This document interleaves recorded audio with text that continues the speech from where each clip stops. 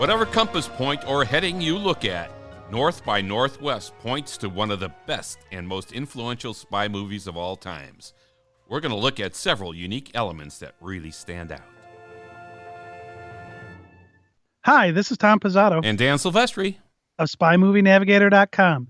Join us now on our podcast show, Cracking the Code of Spy Movies, as we set out on a journey to crack one of the best spy movies of all times, North by Northwest. Yeah, Tom, North by Northwest is one of the most significant and influential spy movies ever made. So, we won't rush through this one, but we'll split our podcast into two parts. In this part one, we'll get through roughly half the movie. Then we'll finish it off with North by Northwest Part 2. So, here we go with Part 1. Tom and I are remote today because of the shelter-at-home orders for the coronavirus issues around the world. So, here in Illinois, we have a shelter-at-home rule. And so Tom is remote, and I'm remote, and we're recording instead of in our studio in two different places. So if the sound's a little bit different, that's why. But here we go. Okay, Dan, this topic for today is on North by Northwest. But before we get there, I wanted to mention a play I saw the other day based on another Alfred Hitchcock movie. Now, last year we did a podcast, The 39 Steps. Yeah. And it's actually our third most popular podcast we've released. And I'd known they made it into a stage play, but I never had the opportunity to see it. I mean, this thing actually came out in 2005. It won an Olivier Award for the best comedy. Its first run on Broadway was 2008. And you know I go to a lot of plays, Dan, and I finally got to this one. So we went to this thing, and it's actually a reenactment of the entirety of the movie on stage, but they've made some callbacks to other Hitchcock films. But what, you said comedy. Yes, it's a comedy. Okay. Right. And I'll get there. So they make some fun callbacks to other Hitchcock movies, whether they're, lines from other movies or some action that happens. But where it gets really interesting is they do the whole thing with only 4 actors. You got one person playing Hannah, and then you have one actress plays the 3 lead women roles, and then 2 actors play everybody else in the movie that were in the movie on stage. And you'll have a scene where they're actually with hats and different costume stuff on stage, changing who their voice is. They might have a conversation amongst themselves with 2 different characters. So I make this line with this hat on, and then boom, the next line I've got a different hat on, and it's really hilarious. I was like, okay, we got to see this thing because I want to see it, and I was like amazed at how fun it was. But it's a comedy. But it's really pretty much the script of the 39 Steps, but done a little bit differently. And so if you do get a chance to see this thing, if it's at a local theater, I strongly encourage you to do it. And it's just called the 39 Steps, just like the movie, right? Well, it depends. Okay. They've done little different adaptations of them. A lot of times the word "the" is no longer there. It's just 39 Steps. Okay. I don't know if they ran into some legal issue or whatever. If you do get a chance to see that, I would strongly recommend it. I actually wish more people would do that with some of these Hitchcock things. I know in 2015, they actually did a stage production of North by Northwest in Australia, but I haven't seen it anywhere else or any references to it since. So I imagine that was just some theater troupe that had some fun with it. So, North by Northwest is on most top spy movie lists. So set your GPS to North by Northwest, and here we go. Dan, there actually is no direction on a compass called North by Northwest. That's true. Northwest by North exists, but North by Northwest doesn't. There's another podcast we've done called Q Planes, on the movie The Q Planes, and they have a line in there about South by Southwest, and that one doesn't exist either. Yeah. So I think the original concept here was that he's in New York, and he's going to leave, and he's going to go mostly west, but north to South Dakota-ish. Now, the original, though, draft, I believe, Hitchcock's draft, he was going to Alaska, and they switched it to Mount Rushmore in South Dakota. So, anyway, all right. Well, and Alaska definitely would have been north and northwest. Yeah. I'm not so sure there's much north movement going from New York. It's almost a straight, it's a little bit up, but not much. I think the original draft was originally going to be called A Northwesterly Direction. Yeah. That was what, hey, North by Northwest sounds a lot better. I don't care if it's not a compass point. So this is directed by Alfred Hitchcock, starring Cary Grant, Eva Marie Saint, James Mason, and Martin Landau. there's no way this movie will ever head south. That's a really good cast. We like Hitchcock's spy films. I mean, so much that this is our third classic of his, joining our podcast, The 39 Steps that Tom mentioned, and Secret Agent 1936. You can see that Hitchcock borrows from The 39 Steps and Secret Agent, and even The Lady Vanishes, which is a 1938 Hitchcock-directed film, especially in one of the main settings being a fugitive or mysterious person aboard a train. Oh, my God, spies on a train. So, Dan, when we were talking about this, you mentioned The Lady Vanishes. Yeah. And I'd never seen it. And so I watched it, and it was really entertaining. And there are actually multiple releases of that through the years. Yeah, it's a pretty good movie. So North by Northwest is a long movie. It's 2 hours and 15 minutes about. But it's certainly Let's see if our podcast is going to be that long. Yeah, we're going to try to do this in under 5 hours. So anyway, if you're new to Hitchcock, we think North by Northwest has all the Hitchcockian elements that you could want. And so this is a great film to dive into if you want to get into Hitchcock. And there are a lot of James Bond elements to this movie, like a crafty villain who is nonetheless charming, kind of like Sanchez in License to Kill. There's spies, there's espionage, there's elaborate sets, some gorgeous sets, a quick-witted main character who quips like Bond in the films. So this one is fun. There's international espionage and humor in this film, which kind of made it unique for the time. So there is some humor here. But you missed one of the best parts. There's a lot of erotic suggestive conversation between the two lead characters. That had a really Bond kind of feels a little like this. And in Bond, there's a lot of double entendre kind of things, where it's like, oh, okay, yeah, it has two meanings, but they're pretty straight out here. Yeah, there's some of these. We're going to get into some of this stuff. Yeah, not really a need for the two meanings on some of these. Yeah, I mean, Hitchcock just had a tremendous way of creating this suspense, and out of simple scenes too.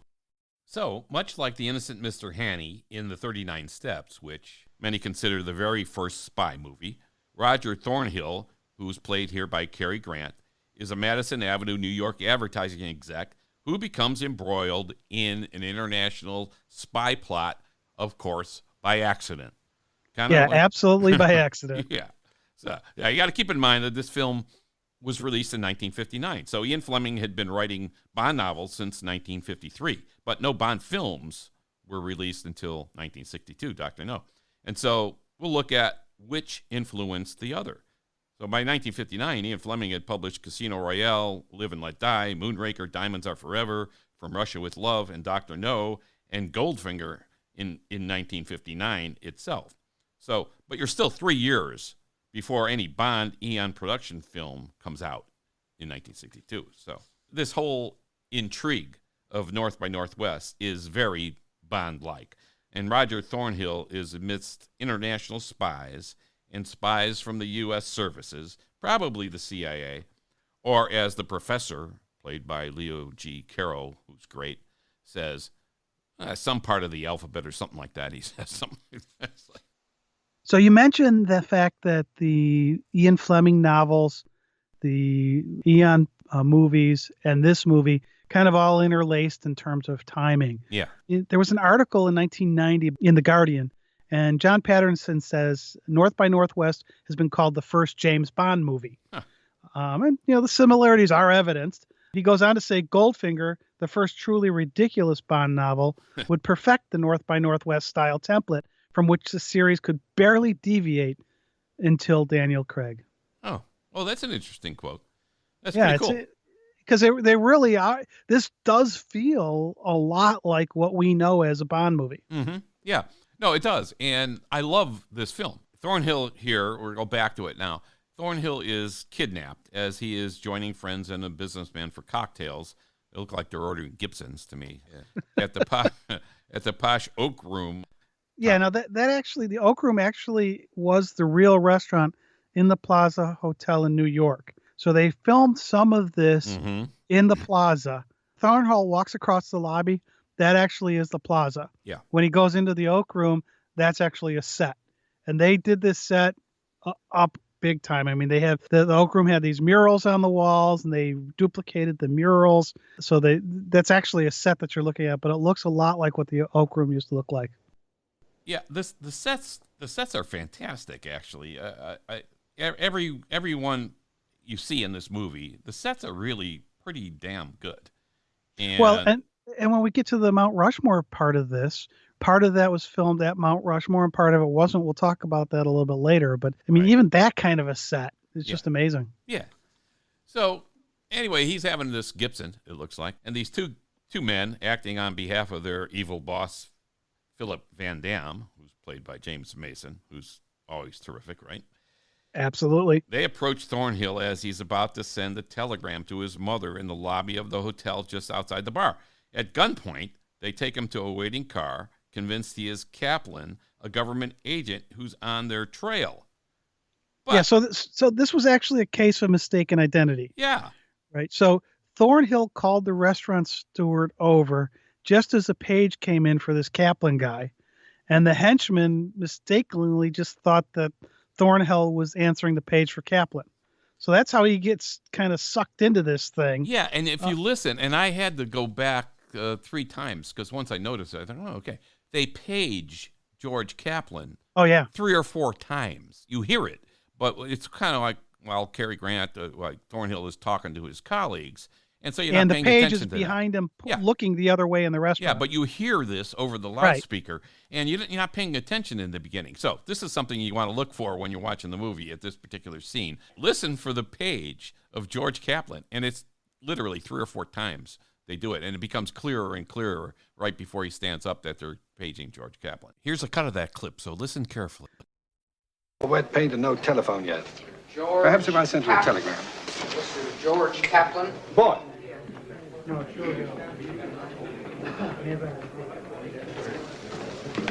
Kaplan. So yeah, and then these he guys turns think to the it's him. steward and wants to send a telegram. Yeah. So. So anyway, they're out. They got him at gunpoint. They're taking him outside, and when they get him in the car, this is really one of the first points we see an influence on a future Bond movie, On Her Majesty's Secret Service in 1969. Here, Thornhill is approached by 2 thugs, one with a gun, and stuffed in the middle back seat in a car between the 2 goons, Valerian and Licht, I think, right? Yep. Well, I'm not sure if that's how you pronounce Yeah. Licht, but yes. Yeah. Okay. Exactly. It could be Licht. So Yeah, I don't. Licht. It could be Licht. Yeah. Exactly like Bond is on Her Majesty's Secret Service when Draco's goons come to extract him from the Hotel Palazzo and they kidnap him. So this is pretty cool. So here you have some interesting quips too. Don't tell me where we're going. I love the Surprise fact that me. we're getting quips when this guy, who's not a spy, he's an advertising exec. These guys come up to him with a gun. You think he'd be in shock. Yeah. Yet he's able to come up with some of these quips. Yeah, he's very calm, right? So here he is in between these 2 guys in the back seat. Don't tell me where we're going. Surprise me. It's almost the exact same scene, and the dialogue is even similar, as Thornhill quips here that he left friends at a bar, and they're going to be wondering about him, and could they just stop off at a drugstore so he can make a call? It's like, yeah, right, okay, sure. So then he quips, this is like something, he says something like, this is a kidnapping, right? Or something like that. So he's like, wow, very much like Bond says on Her Majesty's Secret Service to his captors as they force him at gunpoint into the middle of back seat between the 2 goons. And Bond says, and where's the party this time? And the goon says, you have an appointment. And then Bond says, business or pleasure? They're silent. He goes, oh, mystery tour, eh? This is all exactly the same freaking scene. It's very, very similar, and but to me, the difference in it is that Bond is a spy who's been trained to deal with situations like this. Roger, I'm just amazed he's able to pull that off because, I mean, if you think about it, you're in a restaurant and all of a sudden a guy's got a gun in your back, and they put you in the back of a car. Yeah. Are you going to be quipping with them? He's very calm. Very calm. Yeah, which is amazing. Sure, he's a New York Madison Avenue advertising exec, but still. Anyway, the 2 scenes are remarkably similar and certainly easy to think that North by Northwest scene influenced on Her Majesty's scene. Strangely, there is a connection between Hitchcock and James Bond. In a Variety.com article in 2015, Why We Never Saw Alfred Hitchcock's Bond and 3 more lost 007 movies, it's clear that Fleming actually sent a telegram to Hitchcock in 1959 to see if he was interested at all in directing the very first Bond film, which they planned at that time to be Thunderball. This was the year North by Northwest came out, and it appeared that Hitchcock did not want to make another spy movie so close after this one. So, holy cripe. Really? That would have been a different spin. That would have been a different spin on Bond, I think. And the article suggests Hitchcock probably would have stuck very close to the Fleming novels. Though, as you and I recall, the 39 Steps, he basically read the book and basically threw it out and made up his own story. So I don't know how close it would be. But anyway, this is what the article said. I didn't know that Hitchcock was approached. So anyway, we feel confident that Hitchcock, though never directing a Bond film, had influence on Bond films. And this certainly is one of them. And Peter Hunt, who directed On Her Majesty's Secret Service, most certainly was a Hitchcock fan or very aware of Hitchcock's work because Hitchcock was a hot director. Yeah, back then, if you're Peter Hunt, you're gonna be you gonna know exactly what Hitchcock was doing. Yeah. All right, so let's get back to the movie. Yeah. So Thornhill's captured. He's taken to a mansion which apparently belongs to a Mr. Townsend, since there's a sign on the estate lawn. Yeah. Now this estate that he's pulling into is the old Westbury Gardens in Westbury, Long Island. In the movie, they say it's Glen Cove, but it's actually in Westbury. The interior shots were all done on set. You know, it's kind of like in a Bond movie, all doors open to Pinewood Studios. Yeah, the other side's Pinewood Studios. Yeah. But also, when you're watching this, notice how similar this scene feels to the scene in the 39 Steps when Hannah goes to Professor Jordan's house. Oh, yeah. They're greeted by a maid. There are guests at the house. And both Hannah and Thornhill are led into a library where they meet the antagonist. So they're in this gorgeous library set, and it is a beautiful set. There, Thornhill meets Philip Van Dam, who Thornhill thinks is Mr. Townsend. And he's the mastermind of this local organization, an organization that not much is known about. It kind of sounds familiar, right? Spectre, yeah, really. Spectre, Quantum. Yeah.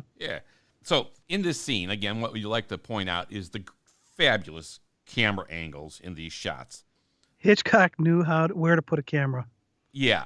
I love it because a lot of times it's eye-level stuff you see in films. And here he's got these angles that are terrific. Some are shot from slightly below eye level, like when Leonard, played by Martin Landau, enters the room and when the wife enters. Some are shot from above, like the scene right after the wife comes in and Thornhill and Van Dam and Leonard are talking. I mean, it's creative lighting. It's just absolutely perfect set. All the props, all the books, everything is spectacular. Well, what I love about it is the way he shoots this is it really puts you not at ease. There's a discomfort with the way you're looking at it. Yeah, good point. And the angles you're seeing, it's like, I'm not used to seeing things this way. Yeah, I think that's the magic of Hitchcock is he does that kind of stuff, and he creates tension in a short amount of time. Also, you can see in Octopussy some of the similar angles, like when Magda's getting off the boat and Bond is looking down on her. There's this dramatic angle down there, or when the balloon's coming in by Khan's castle or residence or whatever you want to call that, and the shot there, and it kind of has a Hitchcock feel because the angle's not that how we normally see things. So an interesting thing here is that Leonard, played by Martin Landau, as you said, he later plays Roland Hand as part of the IMF team in Mission Impossible TV show. Yeah, he was good at that role. From 1966 to 1969. And on that team, he was the man with a million faces and the world's greatest impersonator. So this is kind of cool that here he is in this movie. Yep, absolutely. And this is only a second movie. So Martin Landau's second? Yeah? Yeah. Okay. Hey, cool. Also notice the way Van Damme holds his cigarette. It's in very unusual ways. Much like Blofeld, played by Telly Savalas, did in On Her Majesty's Secret Service. Wait. You said how Blofeld holds a cigarette and Van Damme. Actually, when I watched this, I thought there was something funny about the cigarette holding. Yeah. But it wasn't the way that Van Damme was holding it. that caught my eye and made me think of Blofeld. It was that henchman Licht, or however you say it, Yeah. Licht, played by Robert Ellenstein. He enters the room as Van Damme walks out. He enters the room and he's holding this cigarette, and it's a little bit different. So when Van Damme's cigarette isn't held between the two fingers, like you see people, kind of fork it like that, the lit end is on the inside of his hand. So you would assume it would be able to catch any ash that might fall off the end. When Blofeld has the lit end of the cigarette, he's got it outside of his hand. It's not, the lit end is outside of his hand. Mm-hmm. And he kind of holds it almost like a pointer. And it really looks odd. But when Lick comes in, as Van Damme leaves that room, Lick comes in and he's holding that cigarette with the lid end out with a closed hand. And to me, that was very, very much like how Blofeld held the cigarette in On Her Majesty's Secret Service. Yeah, so keep an eye on the cigarettes in this scene. And really, in all the scenes, they're kind of interesting the way they always play this off. But anyway, take a look in this scene in the cigarette part. It's really interesting to see. Here you got Thornhill again. He's been kidnapped at gunpoint. He's in the mansion. And you're going to hear more quips by Thornhill here.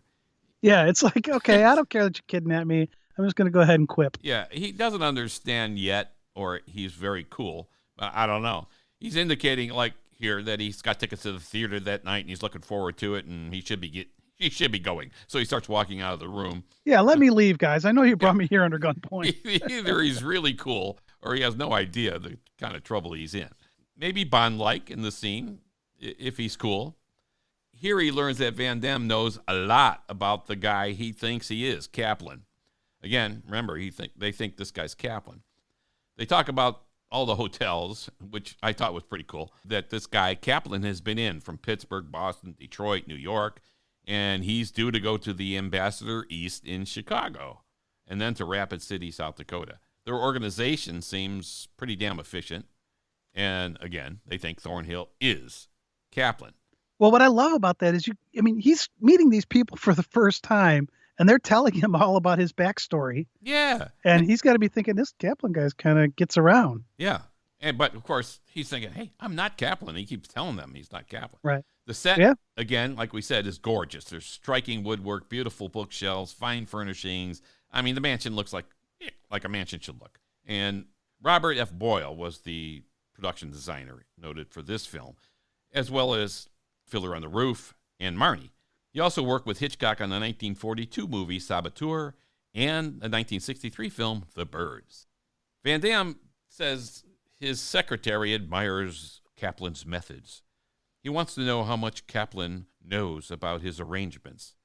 But, Van Damme doesn't know that this guy's not Kaplan, and Thornhill can't convince them that he's not Kaplan. So Thornhill's not cooperating, and hey, how can he? He's not the guy. He's not the guy. So I can't tell you what you want to know because I'm not him. So Van Damme wants Kaplan eliminated. Now, in Back to the 39 Steps, when Professor Jordan wanted Hannay to kill himself when he wouldn't cooperate, Hannay said no. But in either case, this victim must go, whether it's Thornhill or Hannay. Yeah. And again, they don't want to just shoot him right then and there because maybe it would look suspicious because him being murdered inside this house. So they Bond-like concoct a more elaborate way of killing the guy. Well, we before you even get into that, one of the reasons that they can't kill him there is this isn't their house. It's not even their house, right? It actually is Townsend's house that they're in, and Townsend's away for a month. We find out later. So anyway, they pour bourbon down his throat.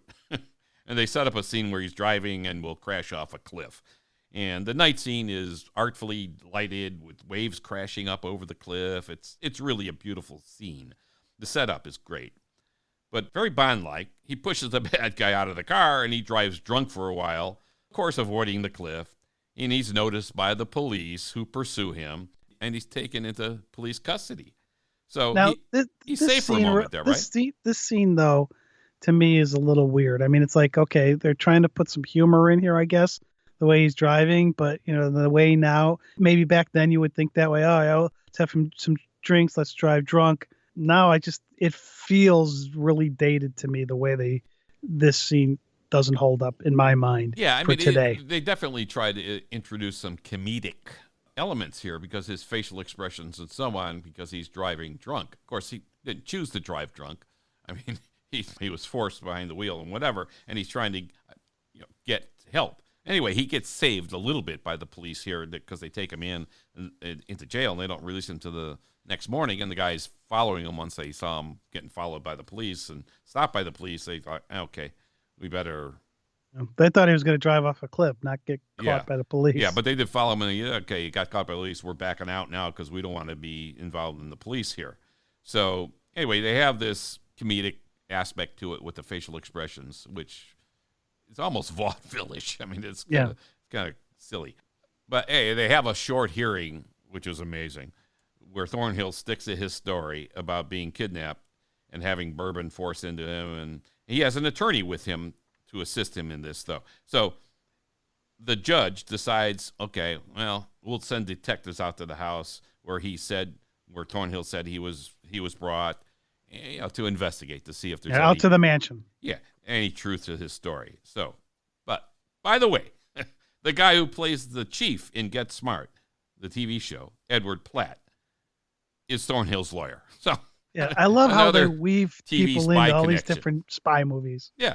And spy shows. Yeah. Now the hearing scene that you're talking about that he has, we're introduced to Thornhill's mother, who's played wonderfully by Jessie Royce Landis. Yes. Now she was supposed to be Roger's mother, but she was only 8 years older than Cary Grant in real life. Yeah. Who played Thornhill. And in the movie, she doesn't look that much older. So no, but she does a great job. She's they have just such great comedic interplay between the two of them too. It's great. Yeah. So of course the detectives go to the house, and because the judge sent them, nothing's the same in the house as Thornhill's narrative. The liquor cabinet that he said had all liquor has books in it now. There's no stains on the couch from the bourbon. The woman and the maid pretend that he was drunk the night before at the party and say he was supposed to call a cab. Her husband, Lester Townsend, she says, is at the United Nations addressing the General Assembly. So, of course, the police don't buy his story. He was drunk and in a stolen car, so not good for Thornhill. Yeah, exactly. Now, there's actually a line in this movie that when I first heard it, I'm like, $2? Where's this coming from? So as they're getting ready to leave, Roger's mother says to him, Roger, pay the $2. Right. Now, according to the writer, Ernest Lehman, this was a takeoff of an old vaudeville skit by William Eugene Howard. In the skit, a man spits in the subway platform and is arrested, and he refuses to pay the $2 fine. So his brother, who's a lawyer, says, pay the $2. The next time you see him, he's in jail. The lawyer again says, pay the $2, and it goes on. I mean, it's a skit that goes on for a while. Yeah. They integrated this skit the first time that I'm aware of in the movie Ziegfeld Follies in 1945. But in this case, the roles were reversed, and the client's telling the lawyer to pay the $2. So it's a line that seemed a little weird, but if you understand the homage they were paying to Eugene and Willie Howard, it kind of fits. Okay, cool. All right, so back to the movie. He goes back to the hotel, and he looks up George Kaplan, because George Kaplan is supposed to be at this hotel. And they think he's George Kaplan. Yeah, and they think he's Kaplan. So he's like, who is this guy? I'm going to look him up. He finds that George Kaplan has checked out. He hasn't answered the phone or slept in the bed for 2 days. He wants his mother to get the key to the room, 796, and she does. They enter the room. They see his suitcase. They see clothes. They find a picture of men, one of whom is Van Damme, who he still thinks is Townsend. They find out no one has actually seen Kaplan at the hotel. Not the maid, not the valet. He gets a call in the room, and it's one of the goons who is calling. Yeah, so Kaplan supposedly hasn't been there for 2 days, and the goon just happens to call. Yeah, okay. Yeah, the goon happens to call. Because they want to make sure if he's there or whatever. I don't know. So he answers the phone. He's kind of thinking, should I? And he does. He answers the phone, and he finds out it's one of the goons, and that he finds out he's calling from the lobby. So he and his mother quickly get out of there. They're going down the elevator as the other elevator comes up, and it's the two goons on it. So they go back down and follow him. And he escapes, though, into a cab. And the killers pursue him in another cab. and he's going to the United Nations General Assembly building. Now, this is kind of cool. The United Nations building. The establishing shots of the UN building were taken from the exterior, but all the interior shots were taken at the studio. All doors lead to Pinewood Studios. Yeah, and Hitchcock had to clandestinely shoot the outside shots because of UN security. I love the way he does this too. He parks a truck across the street, and he's got the VistaVision camera in it, which isn't super small, right? And he's going to shoot Thornhill walking up the steps. So they're inside the truck shooting across. So if you see this shot, you see Thornhill go up the steps, but it's taken from this truck across the street. And it kind of reminds me of in Goldfinger. Remember when they were shooting Fort Knox? Yeah. There's that scene with that, and they were told that they had to, I don't remember. I think it was like 500-foot clearance or something. Or they were supposed to shoot than from that. like 3,000 feet or something like that. I don't remember the actual number, right? Yeah.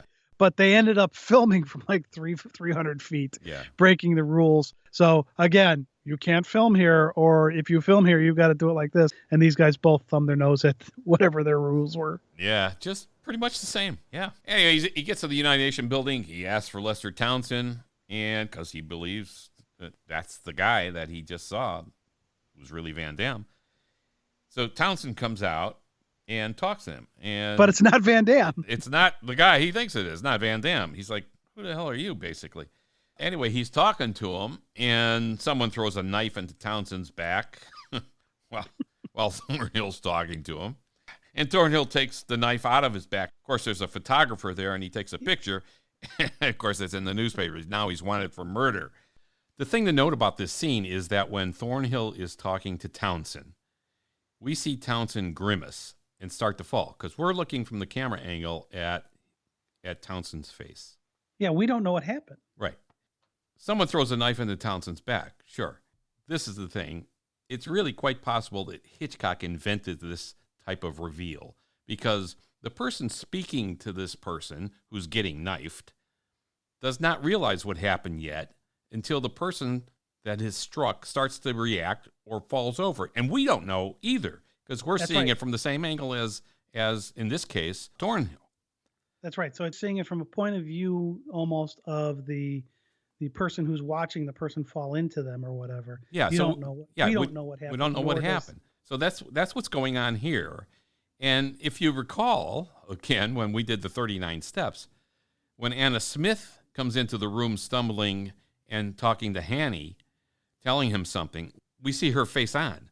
And then she falls, and Hanny and we discover at the same time.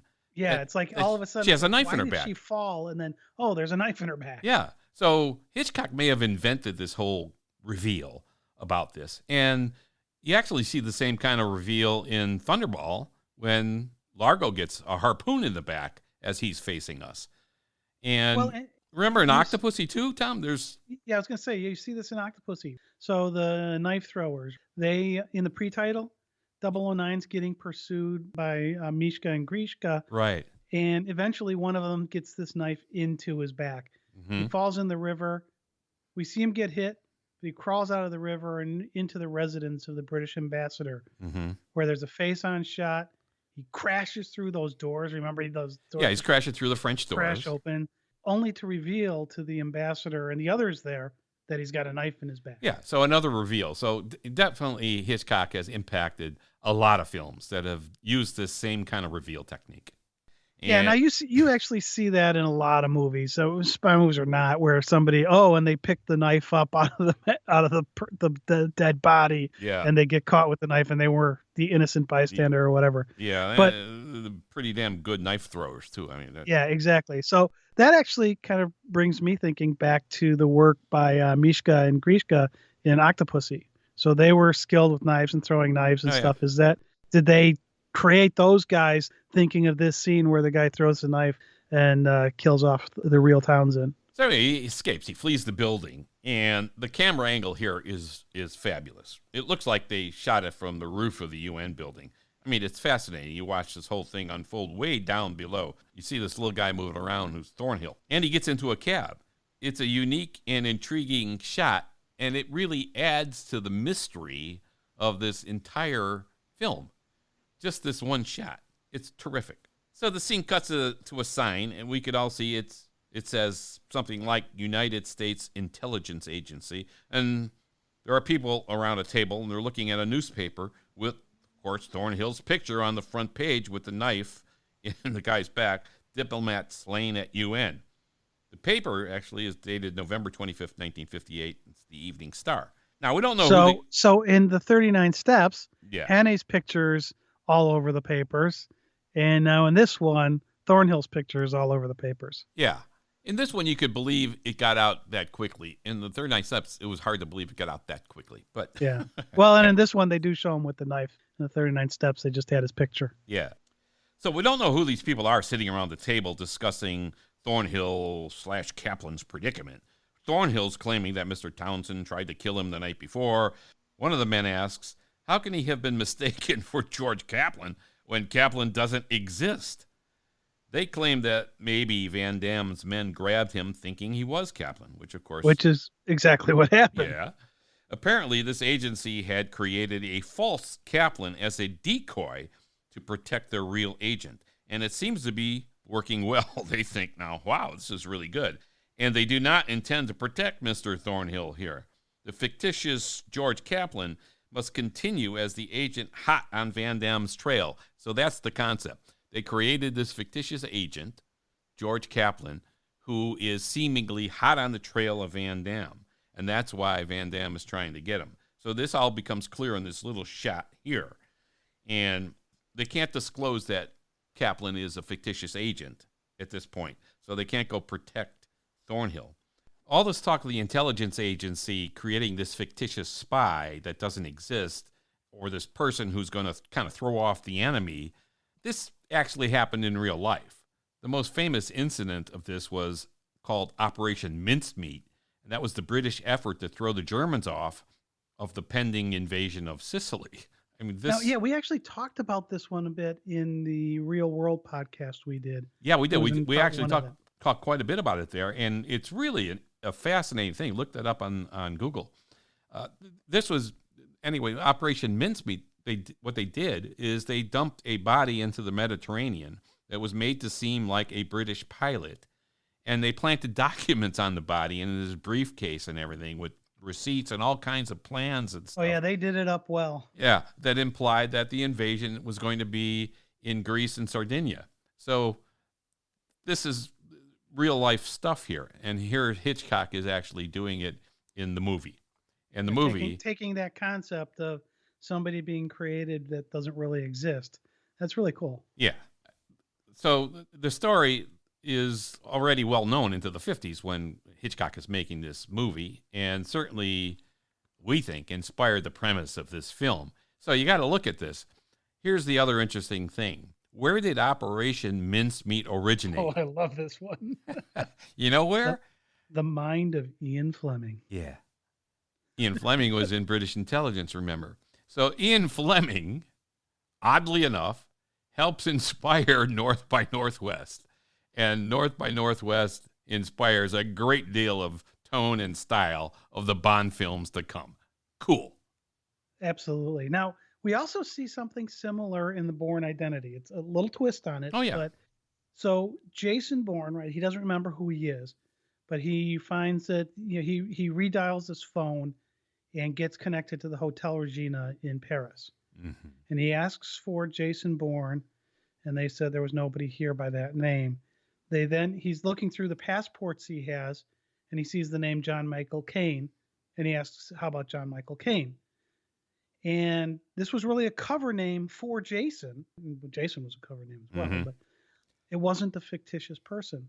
However, once Bourne disappeared, and they weren't sure that what happened to him, they thought he was dead, the CIA had put out a backstory they set up with the hotel that said that John Michael Caine was killed in an accident on a motorway.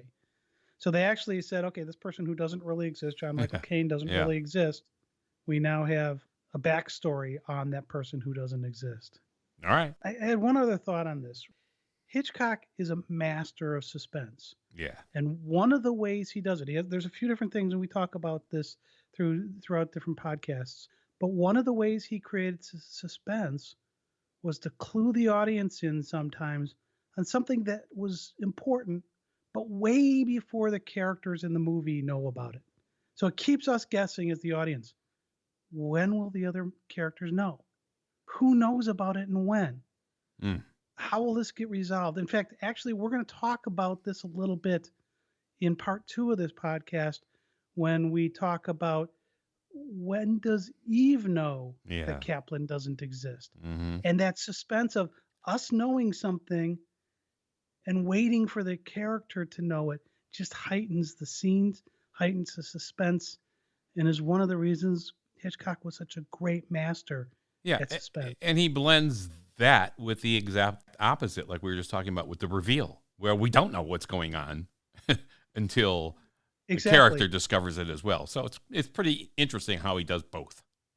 Yeah, and really for the agency, what a perfect setup. Yeah. Right? You've got a guy, okay, we've been faking this one guy exists and renting hotel rooms in his name and stuff like that. But now we've got a body. I mean, a real person. Yeah. And he may be denying that he's Kaplan, but everybody on the other side thinks he is. So what a great spot for this agency. Exactly. Yeah. So again, the head of this agency is Leo G. Carroll, who strangely enough later plays Mr. Waverly, the head of the Man from U.N.C.L.E. TV show in the 1960s, 64 to 68, one of the many spy shows developed after the success of the Bond films. So we have a lot of connections here. Yeah, there is. And this was the 6th Hitchcock film that he did. But the interesting thing to me is his name. So his name here, they call him the Professor. Mm-hmm.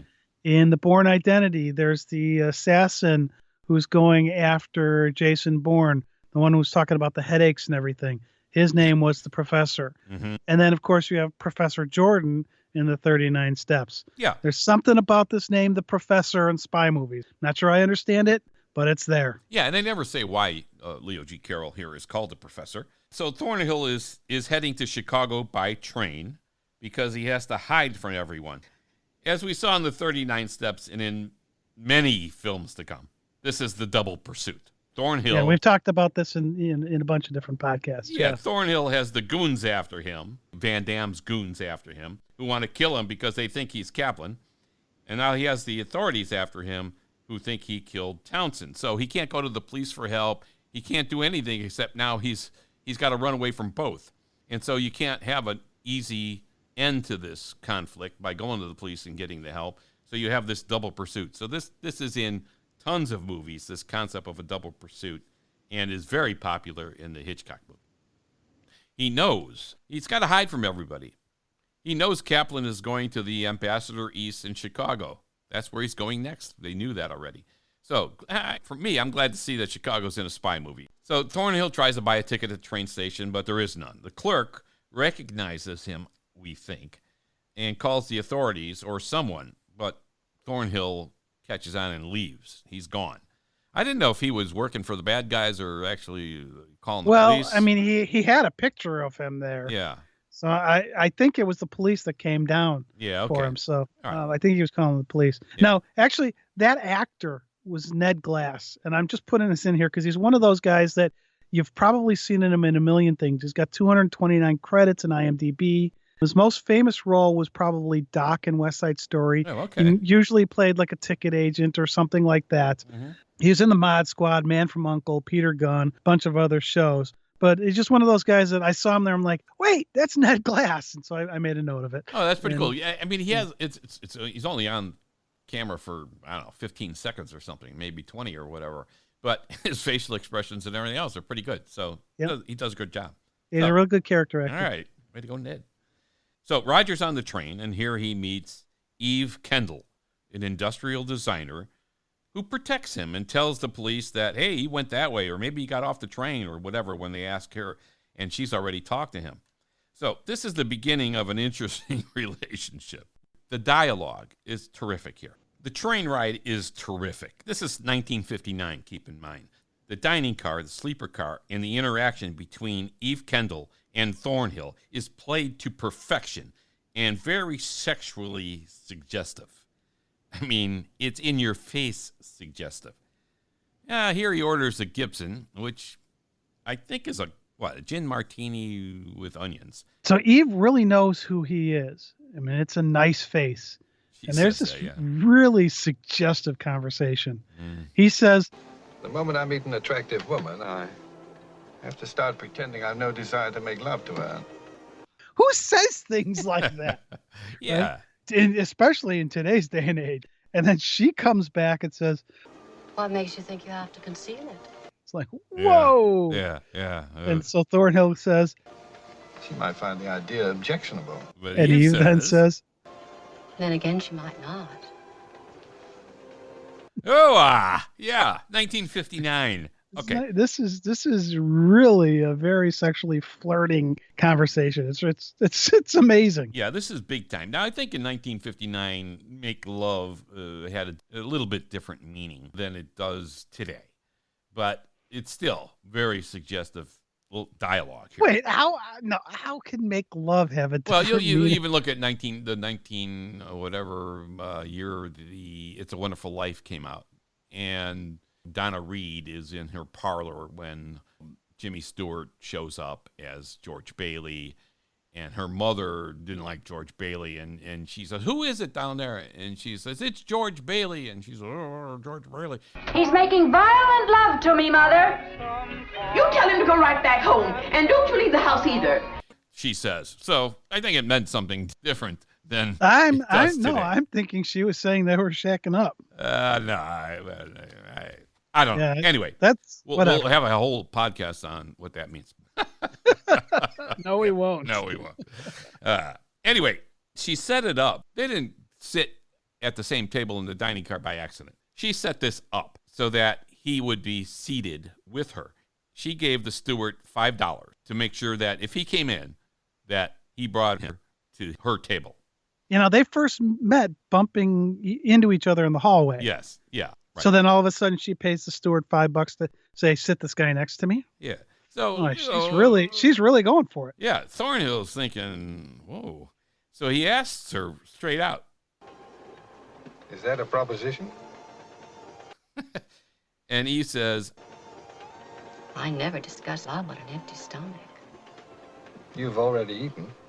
But you haven't. but here's the thing. Look at her lips and read her lips. To me, they dubbed in discuss for the word make. So, Yep, you're right. Yeah. You're right. I've looked at this 10 times. I never make love on an empty stomach was changed to I never discuss love on an empty stomach. So they probably thought the original line was a little too racy for 1959. So, Well, and that the was question is, did they think that way? Did the MPAA come back well, to the them and censors, say, yeah, yeah. yeah, they got away with a lot of stuff at the very last scene of the movie too. They snuck in there.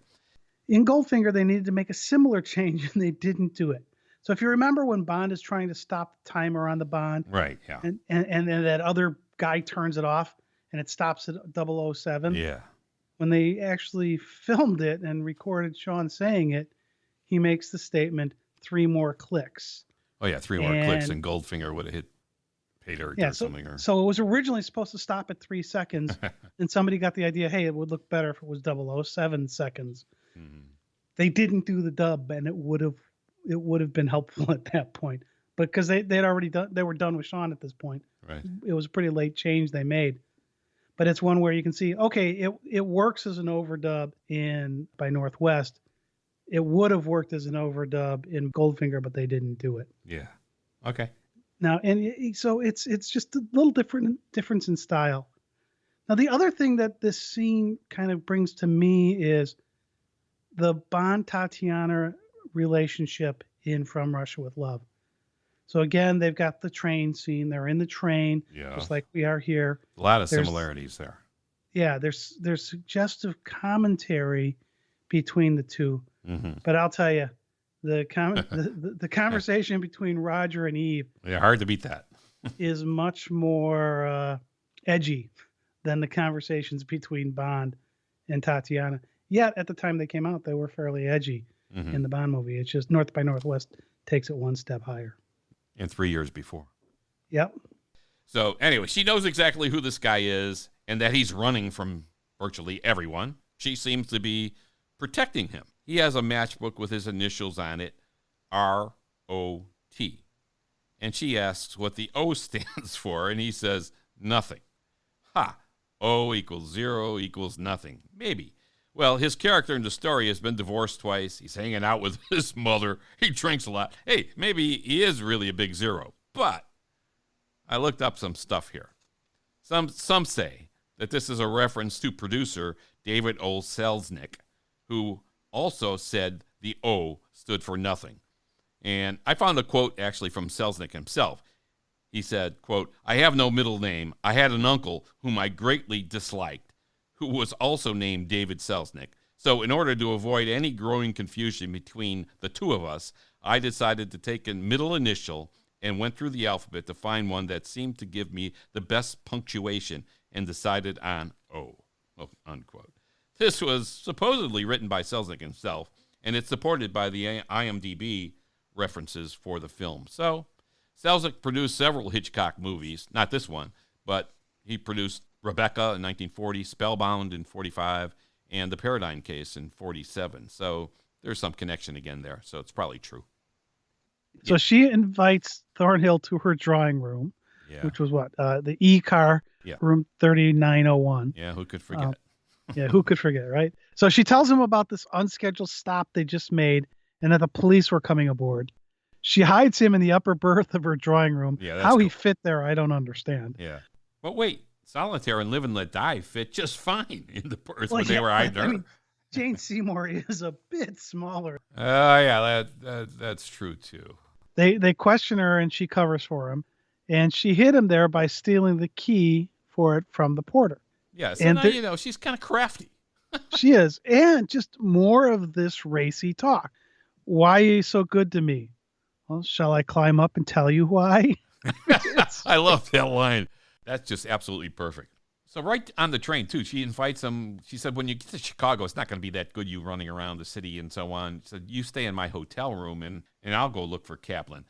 But now it continues on the train, and there's more sexy talk.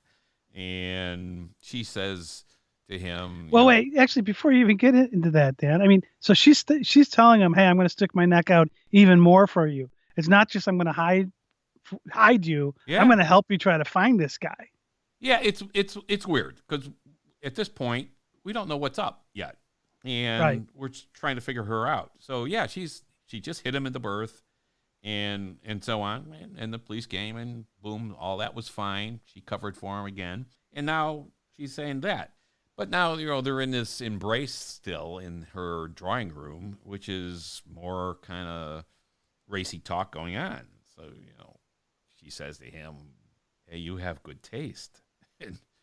I like your flavor. Yeah, she says that. It's like, oh, okay. Yeah. And Eve's saying about him being an advertising exec and making people buy things that they don't need or don't want. You make women who hardly know you fall in love with you.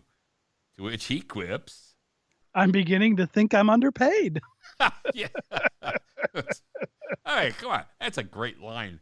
Oh, man. This guy's pretty sharp. Hey, Dan, I used to work for you. How many times did I come to you and say, hey, I'm beginning to think I'm underpaid? Yeah, only a couple of times. This is a terrific match of powerful characters. Very powerful woman and a very confident gentleman. It kind of sounds familiar. So she continues protecting him. And the porter even comes in to clean the berth. And she hides Thornhill in the bathroom and tells the porter, clean everything, but don't clean the bathroom. So she returns the key, which she called a can opener at one point, to the porter saying, oh, I found this. And he's like happy to get it back. And meanwhile, he's hiding in the bathroom. And here he finds her shaving brush, a tiny little shaving brush, and a tiny little razor. You could see him. His face, the close-up on his face is great because you see him like looking at it, holding this little thing in his hand. His hand looks gigantic. I'm not sure where you're going with this one, Dan. And I'm just reporting. He's looking at it, and his face is like quizzical, like, oh. Eventually, the guy finishes cleaning up. He comes out. Yeah, so an important part here is that she steps out of the room while the porter's cleaning And that's going to become important a little later because she does something while she's out in the hallway. Yeah. So here she comes back and there's lots of kissing going on, and it's hugging, but at one point during the hug, if you notice that, she's kind of looks away from him, unbeknownst to him. Yeah, kind of like, what am I doing? We, the viewer, we see it, Right? And it's like, okay, what's going on? So the next scene, you see a note is delivered to Van Damme and Leonard, and the note says, quote, "What should I do with him in the morning? Eve." And my belief is she actually wrote that when she was in the hallway and gave it to the porter as he was leaving. There you go. And when Roger was hiding in the bathroom. Yeah. So now we're thinking, wait a minute. She was just helping this guy. Now she's delivering a note to the enemy, basically, here, right? Well, and I love the way Hitchcock does it, because you see the porter hand it to a hand. Yeah. But you don't know who the hand is initially. Yeah. And he slowly pulls back, and we see that it was Rollins' hand. Oh, I mean, Leonard's hand. He's there with Van Damme. Oh, yeah. Okay. All right. Rowland Hand. Yeah. You know? Martin Landau's character on Mission Impossible. I get it. I couldn't resist. Whose hand is it? It's Rollins' hand. Okay. All right. Hey. All right. Actually, this shot is somewhat duplicated in From Russia with Love. When Karen Bay and Bond pick up Benz in the train cabin, you see a gun at a door, and we wait a few seconds before it pulls back, showing us it's Karen and James. And so just like we talked about the way that Hitchcock develops suspense, we see something. We don't know what it is. It's a slow pullback before you see who's got the gun. Another reveal. Another reveal, another way that Hitchcock uses that to generate suspense. So it's like, who was she handing that note to? Yeah. I mean, with what we knew about the fact that there was no Kaplan, right? Yeah, right. So here it is Van Damme and Leonard who get the note from Eve. Now we're thinking, what the hell is going on here? And we don't know. So now I do want to know how she gets the instructions in response to that. We never see that. No, because we don't know what the answer is to her question. Right. What do I do with him in the morning? No. It's just all of a sudden. All of a sudden we see that it's morning and they're walking off the train. Roger's disguised as a porter. He's got the porter outfit on and he's carrying their bags. And she's walking out with him. And she tells the police she hasn't seen him. So now she's covering for him. Wait, she just delivered this note saying, what do I do with him in the morning? Now she's covering for him. He paid off the porter, as it turns out, for the uniform. And because you could see them questioning the porter, the police. And he later, after the police leave, he's counting the money. Now that actually reminded me a lot of In the 39 Steps, another Hitchcock movie. Yeah. When Haney pays the milkman to get his uniform to escape. Yeah. So you got somebody buying somebody's uniform to escape. Yeah. And in Silver Streak, which is one of my favorite comedies, Richard Pryor's character has Gene Wilder's character put on shoe polish on his face. He's got this hat. They've got him holding a boom box, one of those big portable radio things. Mm-hmm. And they're trying to make Wilder's character look hip and black, and it just doesn't work. It's a hilarious scene, but in this case, they use the costume to get on the train. Where in North by Northwest, Roger uses the costume to get off the train. So it's a little bit of a reversal, but it's a great scene in a really funny movie if you haven't seen it. And as a bonus, Richard Kiel plays a big henchman in Silver Streak in 1976, the year before The Spy Who Loved Me came out. Yeah, that's good. It's the same thing happening here. Another Hitchcock movie. So anyway, they get out and he gets to go change he goes into the men's room at the train station. And the concept here is he's going to change into his suit, get out of the porter's uniform. Which is a good thing because the police were looking for a guy in a porter's uniform. Yes, exactly. And she was going to, theoretically, be calling Kaplan and getting instructions as to where to meet. Now, she's calling the hotel because they knew he's at the Ambassador Hotel in Chicago, which is where they just arrived. And she was going to call the Ambassador Hotel to find out where Kaplan could meet Thornhill. Okay, now, So- not really, right? That's the theory. Well, that's the theory. Right, well, that's what Roger thinks she's but, doing. Meantime, he's in the bathroom, and I want to point this out again because the tiny little razor appears. You love that little razor. Look, there's a guy shaving next to him with a regular size razor. He's shaving his face, and then Roger's there with this tiny little razor shaving his face. The guy's looking at him like, the hell? And the police do come in there, and they don't notice him because he's got shaving cream all over his face. But anyway, the razor does make another appearance here, and I just wanted to point that out. So back to the phone, right? Okay, so back to the phone. So we, the audience, know there's no Kaplan because there was that scene that when we first were introduced to the professor where they said that they made this Kaplan guy up. Right, the United States Intelligence Agency. Yeah. Right. But we don't know if she knows there's no Kaplan. Yeah, does she know? That's my question. Does she know there's no Kaplan? And we really don't know the answer to that. At this point in the movie, we don't know the answer to that. Right. So but she's now, on a phone here. Yeah, but what calling she goes Kaplan, when right? she goes to make the phone call, she's not really calling Kaplan. She can't be calling Kaplan. How okay, she could call the hotel and try to catch up with the guy, but really, if you look at what's going on with that bank of phones, she's in one little phone booth, and then a couple booths ahead of her is Leonard. Okay. And she's getting the instructions from Leonard. You think so? And yeah, because they both hang up at the same time. They both walk out. Leonard leaves a second or two before she does. Yeah. And so that's what she got, and that's how she got the instructions to tell Roger what happens next. Okay. All right. See, I wasn't clear there that she was. We don't know for sure she was talking to Leonard. So I was thinking, well, maybe she's talking to a guy she thinks is Kaplan and giving him instructions. But if she really was talking to Leonard, she knows his voice because they've been hanging together for she would have. She would have.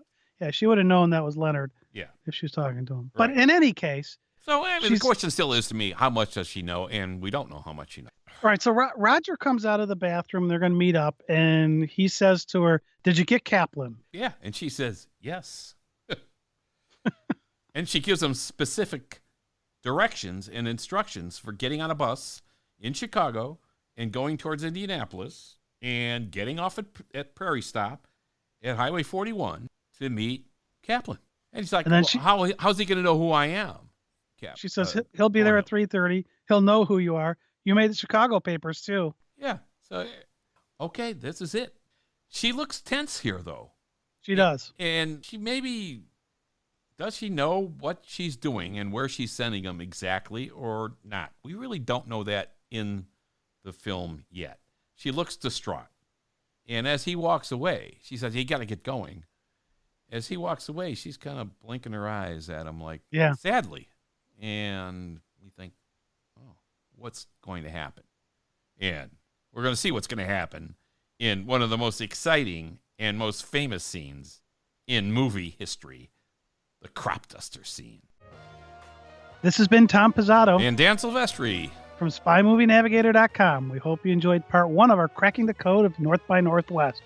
Please listen to part 2 of this discussion, and be sure to tell your friends about our show if you like it.